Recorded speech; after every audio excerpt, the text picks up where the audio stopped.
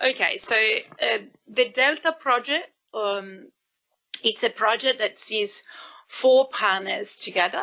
It's a cross-commodity project, cotton and coffee, and it brings together public and private sector from both the commodities. So the 4 partners are obviously the International Cotton Advisory Committee and BCI from the cotton side, and the International Coffee Organization and the Global Coffee Platform from the coffee sector. It's funded by the ICAC Innovation Fund. ICAC is the international organization alliance that bring all the major, let's say, sustainability standards together.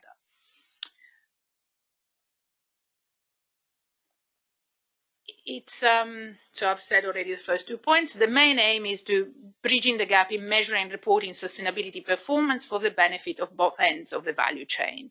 So basically build multi-stakeholder international consensus for sustainability measurement and harmonize approaches to assess the impact of global commodities production.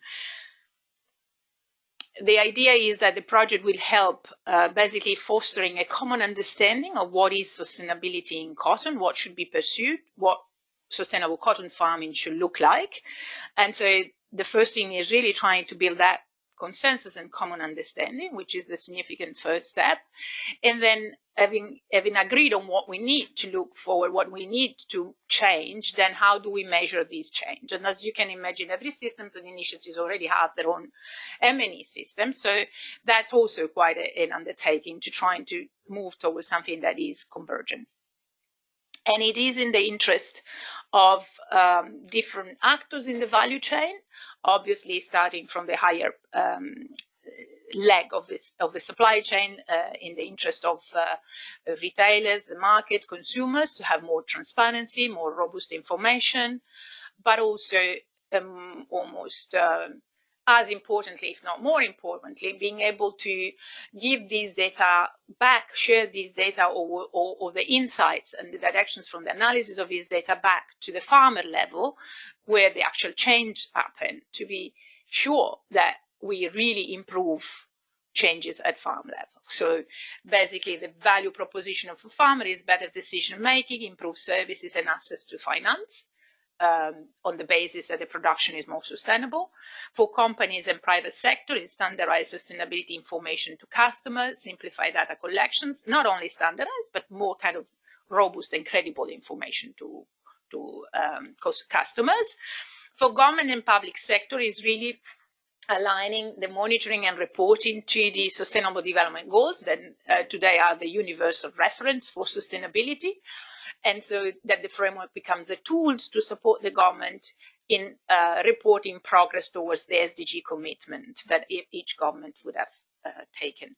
And for the sustainability community, obviously, it has a common language. It has 3 components, and we are here today to talk about the first component, which is basically what is called the Delta Sustainability Framework, which effectively is a set of indicators and a set of principles and guidelines to implement these indicators and all the process that goes with it to build that consensus. But then the next step are the linking sustainability performance to business actors and governments.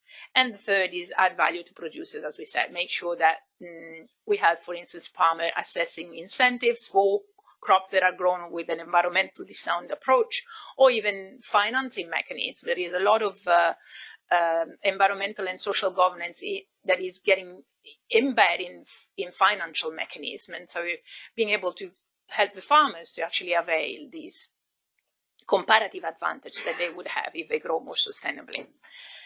So the elements of the framework, as I was saying, are the common set of cross indicators and guidelines. So back to the guidelines are really focusing on sustainability information, the do's and the don'ts. How do we derive claims for the sustainability information generated through the common set of indicators, how to communicate sustainability information to customers and end consumers, building on the principle of reliability, relevance, clarity, transparency, and accessibility. I think I just wanted to present this, even though it's not a subject of today, just because I think it gives an idea of how this framework is going to be used as well, like a bit of an end use of the framework at both ends of the chain. But what we are here to work today is this core set of indicators. We had clear guidance from the project document, which was agreed by the 4 partners, that they have to be farm level. So that's the boundary, basically. And they need to be impact and outcome level as much as possible, as we already have a lot of monitoring framework, but that's not the aim of this project. The aim is to really show what's the impact that is happening as a result of improved practices. And therefore, and they have to be relevant to other sectors, because the other peculiarity of this project is probably one of the first attempts, it's certainly one of the first attempts to work beyond one sector and to try to bring 2 commodities together and see if we can move towards that common approach in the commodity, agricultural commodity realm. Now, we're not inventing the wheels. There is so much out there. And so we start working in order to develop these or to identify this set of indicators from whatever has been already discussed and approved by other initiatives. For cotton, the framework that this panel has developed and published in collaboration with FAO in 2015 is the main reference, because we had 3 years dialogue around this. So we think that all of that process is still very much valid, but obviously some time has gone by, so it's an opportunity to relook at these metrics and keeping in mind what is the objective of the Delta framework, pull out the indicators from the SIP or cotton report that are at impact and outcome level and screen these out. A lot of the others were more monitoring indicators. For coffee, they have also their own reference, which is the Global Coffee Data Standard, which is a similar effort. And ICIL Common Core Indicator being an ICIL funded and being the ICIL, the organization that is trying to harmonize approaches. But they're not really operational, the ICIL core indicators. They acknowledged in London a couple of weeks ago. So they are a guidance, but I think the main reference is really the SIP and the coffee. So just to give a sense of the project timeline, is basically is a 3-year project which started in May. So it's a relatively young project. We started with a DEX review study of what is out there, and I'm not presenting that. We got a DEX study report. If someone is interested, it would be too tedious, but we basically took stock of what 27 sustainability framework are addressing. And we also look at the more interesting indicators using a grid of criteria. And we came up with first 200, then we screened them down to 24, and then down to 15, which is what we're working on today through a process. So we started in May with a desk review study, and then we had a series of consultation plan between now for cotton and June and now. So for cotton, this is really the last big meeting for this round of consultation for the draft core set, with the view of coming back together after the field test. For coffee, there will be discussion starting in January onwards. There'll be some preliminary discussion, but there will be more consultation happening in beginning of January. So here you have an idea of that. And so the aim is to come out of this meeting with a draft version 0, that people can go out and start working on it, as there are pilot testing plan 1 for cotton in South Africa, and the BCI will do that. And the coffee organizations will test it in Vietnam for coffee. Now, that's what is within the project. Obviously, more testing with other organizations that are interested will be very welcome. So we have more information coming in, and we can discuss that later on today. So there'll be basically 12 months of testing. I think in these 12 months, we will continue consultations anyway, and get, wherever there'll be a lot of, I think a few open tasks left even after this morning. So we'll continue that work and feed it back into the process. And so aiming at 2021 to have basically the Delta framework. And I call it version 1 because I think it will remain a living framework, because as knowledge progresses, and be important to keep updating it. And we see that there is a lot of work already in some more complex and advanced indicators, but that they are not ready to be used. So maybe some of that will come in the next version. So where we are, basically, we have run consultations with the cotton standard, as Alan was saying, and the cotton standards are grouped by this Cotton 2040, this platform that sees together all the cotton-specific VSS, voluntary standards, sustainability standards, and with them we had a really long association. We've done, just to give you a sense, we had 2 physical meetings in London, we had an online survey, we had a webinar, and then they tested the indicator with their own data and had another survey on the feedbacks and one-to-one calls. So a lot of information, which has meant really a considerable buy-in from the standards to use this framework. And I think that's an important outcome already. And that materialized in the statement that you have with you. I have to say that the Cotton 2040 Secretariat wants to clarify that it is still a draft document as well. Is not too far from the final one, but they still wanted to have a couple of review. But